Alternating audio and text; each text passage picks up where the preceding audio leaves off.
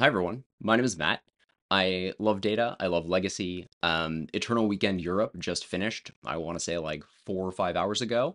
And so I've been spending my whole morning just looking at the data, the deck lists, the all of just crunching a ton of numbers.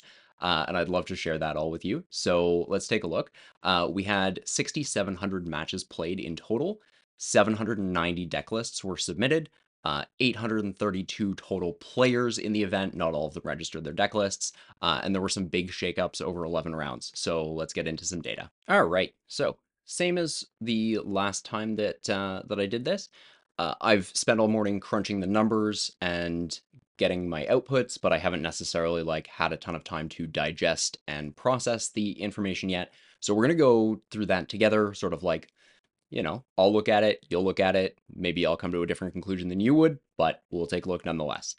So, our overall metagame was primarily Dimir Reanimator. We had 11% of the field was Dimir Reanimator, 7% was Painter, 6% Dimir Tempo, so, Frog, Necrogoyf kind of decks.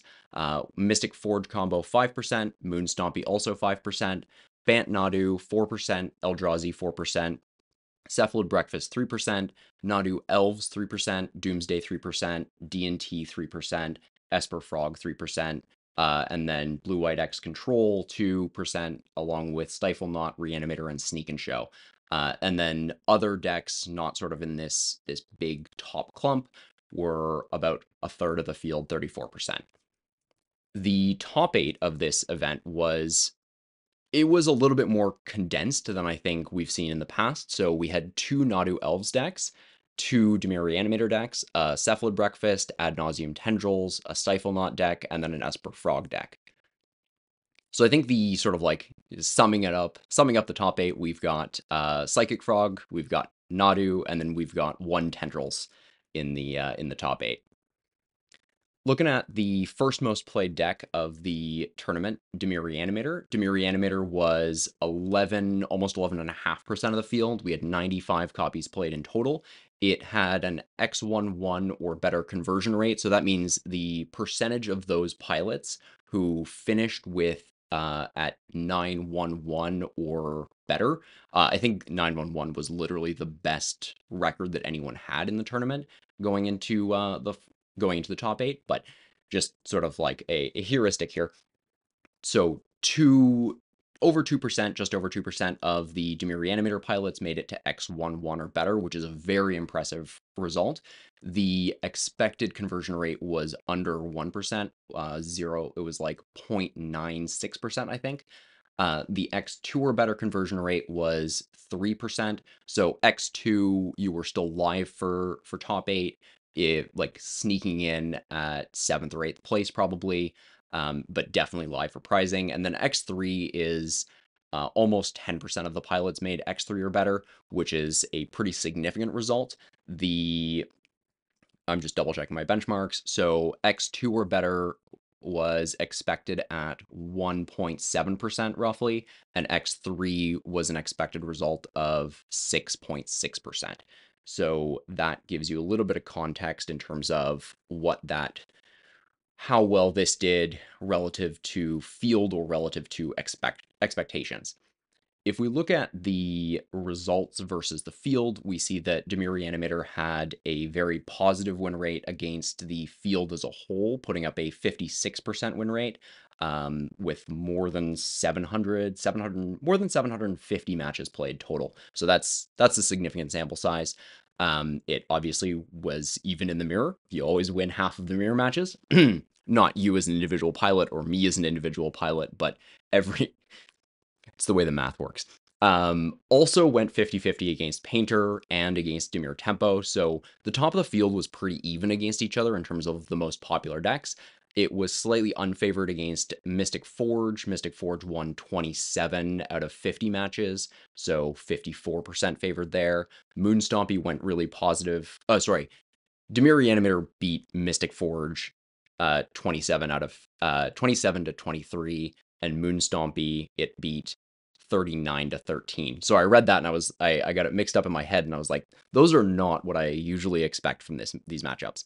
Anyways, it went unfavored against Bant Nadu. at 46%, 19 to 22. It went positive against Eldrazi, like Eldrazi Stompy, 53%, 24 to 21. Went positive against Cephalid Breakfast, 57%, or 12 to 9. It went negative against Nadu Elves, 14 to 18, and went positive against Doomsday. One thing I quickly want to highlight before we move on is that there are actually two non-Cephalid Nadu decks, the Bant Nadu and Nadu Elves. Both of them are sort of Bant decks, but the Bant Nadu deck is more along the lines of like a Stoneforge, or it's more of like a mid-range deck that has a like a Nadu combo in it and redundancy there, whereas Nadu Elves is a natural order Atraxa deck. The big differentiation is, does the deck play cantrips or not? So Bant Nadu plays cantrips, Brainstorm, Ponder potentially, and Force of Wills, and Nadu Elves is just a mid-range deck with two different combo kills, natural order, and the Nadu itself. Let's move on to Painter, our second most popular deck of the weekend. Painter did not do well. So, of the field, it was 7% of the field, roughly speaking, about 60 copies, 58 copies played. Didn't put any pilots into X11 or X2. It put a small, about half as many pilots as expected into X3, so Painter was not a good place to be this weekend, and then we can sort of see that with the matchup spread as well, where it had an overall win rate of below 50%. It went even against Reanimator or Dimir Reanimator, Painter, the Mirror, obviously, Dimir Tempo, Mystic Forge, and then it went negative against Moonstompy, Eldrazi, Cephalid Breakfast, Nadu Elves, and Doomsday, with its only positive result being against the sort of grindier, less combo-y Bant Nadu. So Painter, not the place to be this weekend, I guess. Looking at Dimir Tempo, so Dimir Tempo also, this one's interesting. So it didn't put any pilots into a particularly good finish, so it underperformed into X11, X2, and X3. So that's a metagame share of 6%, 50 copies played, and then but it had a positive win rate. So this is interesting. So it went net 214 wins to 185 losses, putting up a 53.5% win rate, going even against Dimir Reanimator, Painter, Dimir Tempo, but it wasn't able to convert any of that. So this maybe seems like a deck that was more popular among, I don't know. I actually really don't know what to make of these results. This is interesting. It's pretty rare to see a win rate this high without a good conversion rate. So it went positive against Mystic Forge, positive against Moonstompy, positive against Bant Nadu, lost to Eldrazi, Nadu Elves, and Doomsday, and then put up a good record against Cephalid Breakfast. This one's interesting. Let me double check that I didn't make a transcription error and type something in wrong. Let's just make sure real quick, because I want to make sure that I'm not misleading anybody. Yeah, yeah, that is in fact what happened. So, without deep diving into these numbers really specifically, it must have been that there were a lot of players at like 5-4 or 6-3. Yeah, there must have just been a ton of people at 5-4, or maybe people who were like 4-3 and then dropped, so that the deck had a positive win rate in the matches that it played, but that it wasn't really live for top 8 at any point. Who knows? Looking at Mystic Forge combo. So Mystic Forge combo was the deck that Kelvin put on the map at the last big event. I think that was 2 or 3 weeks ago now, at Eternal Weekend in North America. And this deck was sort of like, this deck won Eternal Weekend, and then people were talking about, let's ban Vexing Bauble, and I think Kelvin actually said that he played the deck so that Vexing Bauble would get banned. We'll see how that plays out. It made up 5% of the field, 42 copies played. No players made it to X11 or X2 or better, but it did put a higher than average number of people into X3, 7% versus the 6.5% we were expecting. Overall positive win rate of 54-ish percent. Negative against Dimir Reanimator, even against Painter, negative against Dimir Tempo, even in the mirror. Positive against Moonstompy and Eldrazi, but negative against Bant Nadu, Cephalid Breakfast, Nadu Elves, and Doomsday. I think that I touched on this during the last breakdown that I did, where this deck it's good against fair decks and not so good against the sort of like, can your opponent disrupt you and apply like an extremely fast combo clock? So that sort of matches with this spread where it really did pretty well against fair or fair-ish decks, with the exception being Dimir Tempo. But Dimir Tempo also just has the ability to be very disruptive. It's much closer to like a Delver deck than to being, say, a control deck. Looking at Moonstompy next. Moonstompy had a bad event for the second big event in a row. We had 4.5% metagame saturation, 38 copies played, with no one making it to X11 or X2, and then only 2.5-ish% of its pilots making it into X3. It had an overall win rate of 46%. That's not very good. Went 25% against Dimir Reanimator, almost 60% against Painter, under 40% against both Dimir Tempo and Mystic Forge, even in the mirror, obviously. And then it beat up on a lot of the Nadu decks. So Bant Nadu, Cephalid Breakfast, and Nadu Elves, while also beating up on Eldrazi and on Doomsday.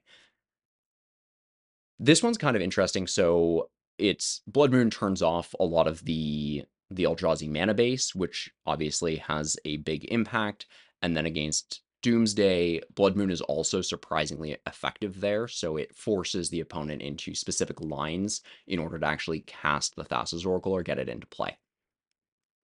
Looking at Bant Nadu, so Bant Nadu, again, like I said earlier, it's the sort of more mid-rangey version of this deck. It plays cantrips, it plays Force of Will, it does not play Natural Order. This deck is 4.5% of the field, 37 copies played, didn't put anyone into X11 or better, did put 2.5, 2.75 of its pilots into X2 or better, and then the same number of pilots made it to X3, which means that there wasn't anyone who finished at 8-3, or like there were no pilots that finished 8-3. There would have only been the pilots that finished at 9-2. So that's sort of why the numbers are the same for X2 and X3 here. Whereas that's a good result for X2, but not a good result on X3. Probably just like two strong pilots made it, and then none of the other pilots did. Overall negative win rate by just a touch. That's got to be within the margin of error. 0.5% difference is 3 matches. Yeah.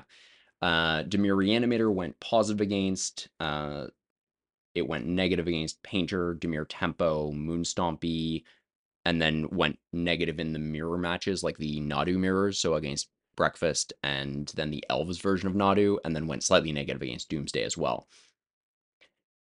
It did go positive against Mystic Forge and Eldrazi. I guess it just probably has the ability to out mid-range Eldrazi, or to be able to clog up the board enough to be able to survive until it can find the combo, would be my guess. Moving on to Eldrazi. Eldrazi did not have a good weekend. Eldrazi, 3.6% of the field, 30 copies played. No one made it into X11 or X2, and then only about half as many pilots as expected made it into X3. We have a win rate of 50, just over 50%. Again, probably within the margin of error. That's only 2 matches in order to go even or positive. Negative against Dimir Reanimator, positive against Painter, Dimir Tempo, negative against Mystic Forge combo, Moonstompy, Bant Nadu, Nadu Elves, and Doomsday, even in the mirror, and then positive against Breakfast.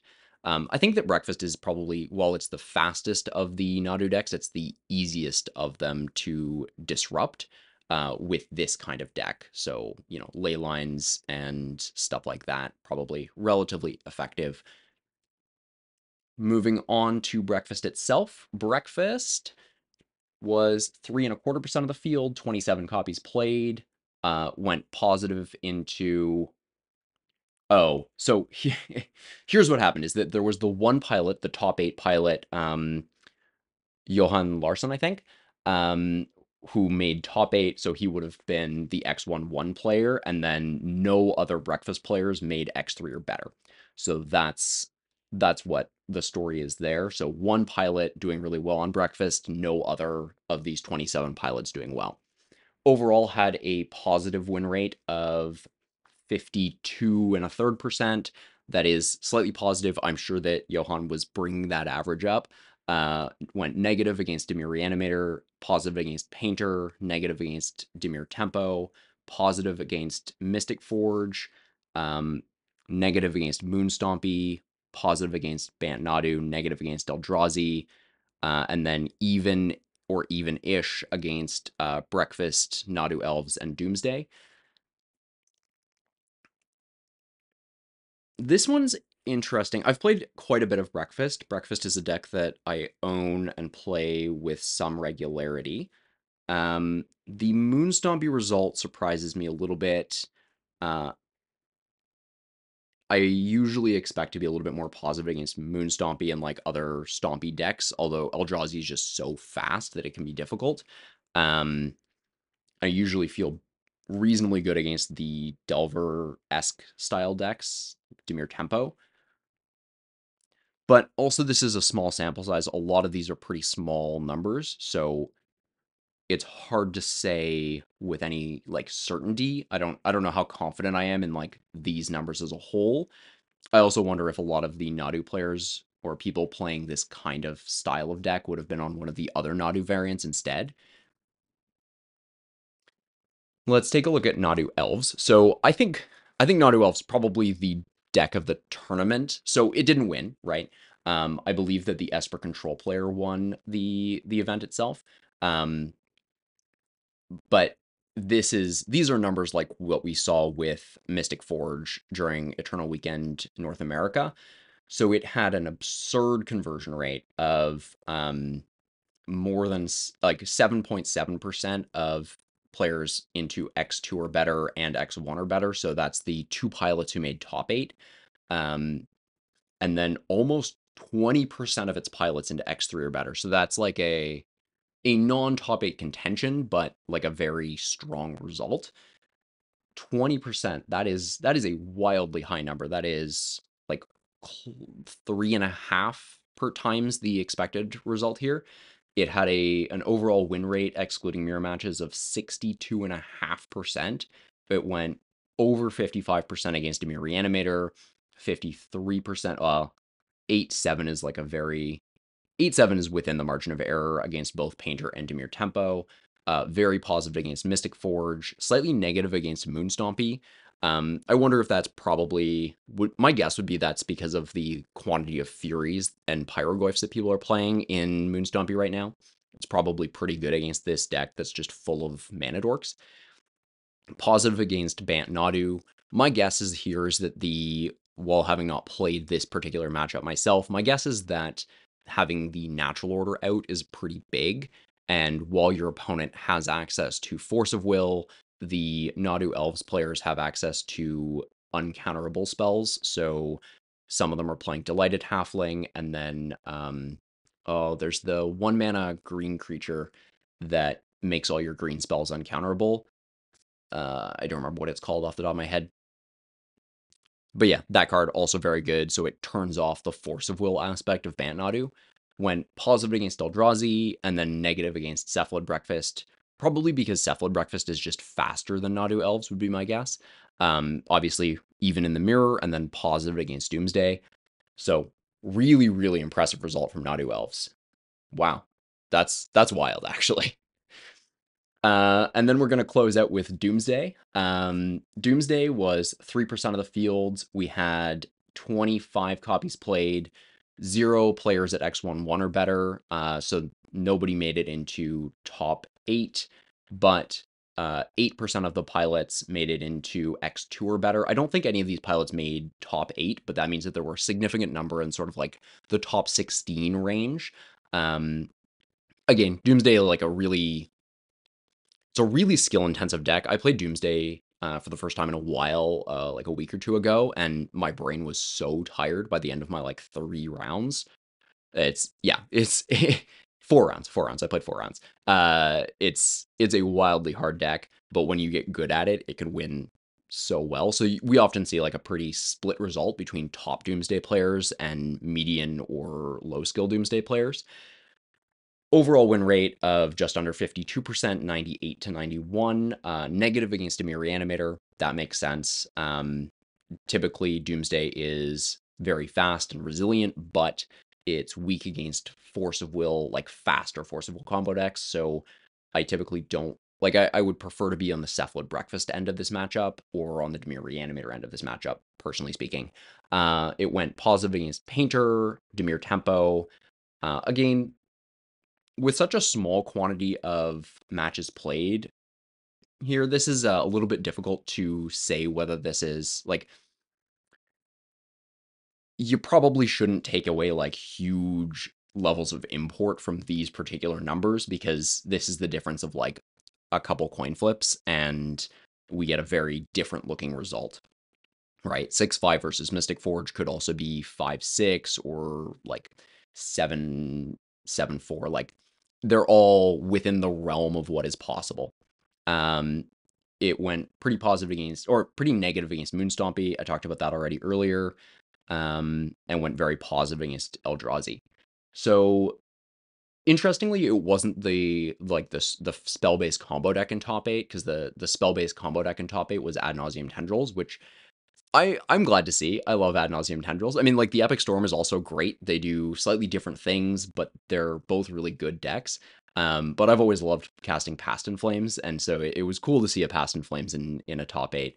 That was super awesome. So that was sort of our top line overview of the data and the results from Eternal Weekend in Prague.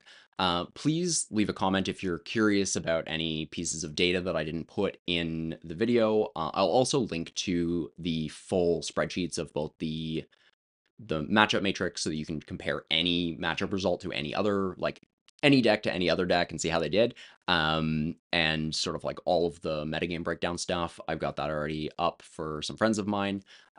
So I'll share that with everybody else as well. But yeah, if you've got any questions, please let me know. Or if something I'm thinking about doing, and so I'd love to hear if folks are interested, is I've built out sort of like this whole spreadsheet system to be able to do these. So scraping all of this data only took me about an hour and a half this morning after the deck list published because of the spreadsheet system that I'd put in place. So if anyone is curious, I'm kind of interested in doing like a video breakdown of that. So if that's a thing that y'all might want to see, let me know, and maybe I'll put that together, just sort of like so that if somebody wanted to say if somebody wanted to do this with Vintage, because I have very little interest in doing this for Vintage. There isn't a paper Vintage scene for me. Not to mention I'm way too poor to play Vintage. So if that's something that would be of interest, please let me know. If you are curious to check out the results for Eternal Weekend North America, that'll be the previous video. I'll link it as well. But otherwise, enjoy your Sunday.